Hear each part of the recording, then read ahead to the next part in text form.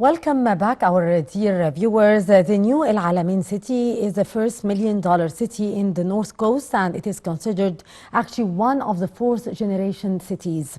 The city is actually similar to the new administrative capital in terms of the magnitude of the international projects that will be built on its best tourist cities in Egypt. It includes actually international commercial centers, residential and touristic towers. To shed more light on that, we are very much delighted to be joined over the phone by Mr. Remon Samuel Naguib, marketing and tourism expert. Good morning, sir. Good morning. Sir, actually there are many projects that are being implemented in the new city of El Alamein with the aim of establishing the city so as to attract investors. What are the most important projects that are being implemented in the $1 million city of El Alamein, and how do you see the city so far and its importance for the North Coast?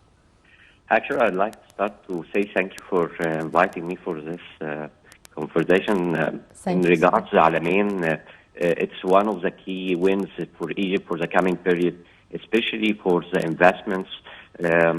We do have two kinds of investments: the residential investment, which can attract international travelers and tourists to have their second home in Egypt, or to invite tourists to come and stay in Egypt. Yeah. And for sure, we do have an opportunity for more than 250 hotels at 1,500 rooms in this area, where many operators can come and invest to in hotel business. Yes. Also, there is many areas where there is residentials, many attractions that can attract investors in this place. In nightlife, outlets, or shopping areas that can attract investors in building malls there. And actually, for a new destination, in each area there is an opportunity for investors to create business for them. Indeed. Mr. Remon, also the new El Alamein city includes two universities. What is the goal of establishing two universities at the very beginning of its launch? The significance of these universities? Actually, this is a very smart point from the government when they have an educational center, especially for academic two institutes or this area, because this attracts international educational tourism, where a lot of Arab people and Africans would like to have a different type of education and traveling for educational tourism. And the good point in this area, it's a midway between Europe and Africa and GCC. So the location itself, it's a center point where the education can be easier for a lot of students who would like to have our Egyptian culture and can enjoy the good location and the nice weather. Plus, putting an academic point here, it's an attraction for more residential to stay at this place. Yes, indeed. Mr. Remon, also El Alamein Airport will be facilitating the reception of the air tourism throughout the year, which means that the pattern of vacations for the European bloc who are visiting Egypt may change as well. What are the most important areas of tourism and entertainment in the new El Alamein city, and how we can attract more European tourists as well? I do believe that many of the Arab tourists are visiting the new El Alamein city today, but how we can attract also the European and Western tourists as well? Connectivity is very important to create a new destination in tourism. So if we have such airports, this will facilitate the travelers to come to the destination. Especially this point, which is the North Coast, is a very nice point of attraction for foreigners, especially in summer. We are going to compete different destinations at the Mediterranean Sea, because normally most of our tourists are going to Egypt, especially for heritage or for beach tourism, especially in winter. But now we are promoting a new destination, or a summer destination can compete with Turkey, with Tunisia. As a point of attraction, which are existing for travelers, there is a lot of nice stuff that the country has been created, like having a sports club, commercial centers, heritage city. Also, we do have a culture center. We created a nice European conference zone there. Also, we do have an international medical center. In addition, that already we will have a beach length to be 17 kilometers big. Yeah. I think the nightclubs will be available at the destination, and also, as I mentioned earlier, it will be connected via the airport, and also will be an electrified high-speed train. This will connect the travelers who come from Cairo to the destination. Yes. In general, when we have a lot of point of attractions, this attracts the clients to come to this area. To promote the destination, actually Egypt started by different ways of promotion.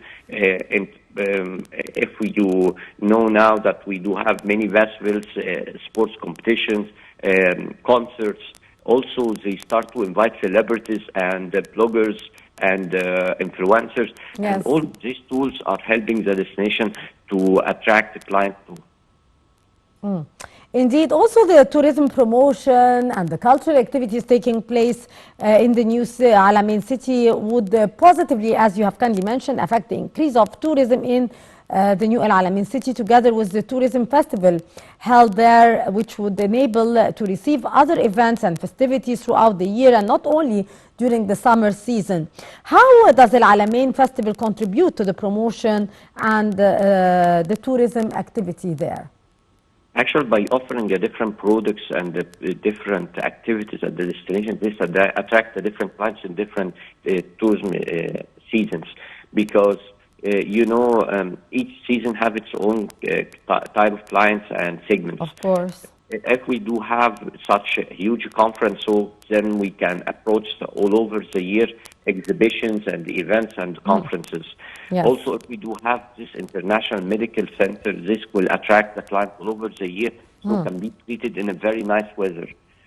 In reality, what we do have as a mix of different activities can ease the way to promote the destination via the normal activities.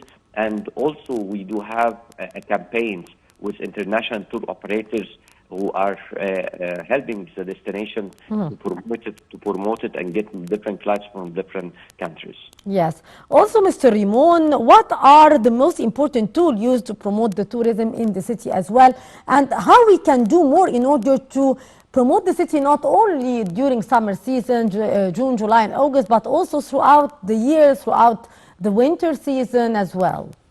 As I mentioned, we do have an educational tourism, which is mainly focused on winter season. We do have a medical tourism, which can be all over the year. Yes. Also, we do have different cultural heritage, which can attract the clients who are traveling in winter. And and the good point that we are connecting the different spots between Cairo and Alamein, so the clients can enjoy different spots as a same trip, because now there is a multi experience are requested by the international client. Clients would like now is going to have would like to have an experience, a beach experience, a heritage experience, also a business experience, because now there's a new trend called pleasure, which is a mix between the business and leisure. What we offer now is a complete product, a complete destination that can attract all segments, all age groups, and this is one of the main points that attract the clients now. Yes. As an expert, Mr. Remon, what could attract here the tourists for the new El Alamein city other than the beach tourism in the Red Sea? What are the differences here between enjoying the beaches, the beautiful beaches in the Red Sea and Sinai, and enjoying the Mediterranean Sea, the beautiful Mediterranean Sea, the turquoise sea in the North Coast and in New Al Alamein city?